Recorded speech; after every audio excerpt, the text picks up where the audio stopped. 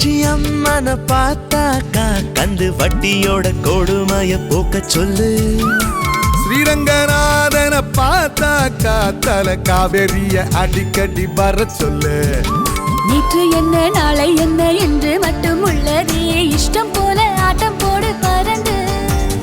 காத்து இப்போ நம்ம பக்கம் சாதகமா வீசுதே தும்பி இல்ல நம்ம பட்டம் பறந்து. நூலோட போட்ட இந்த மாஞ்சா யாரோடும் தீலு போடும்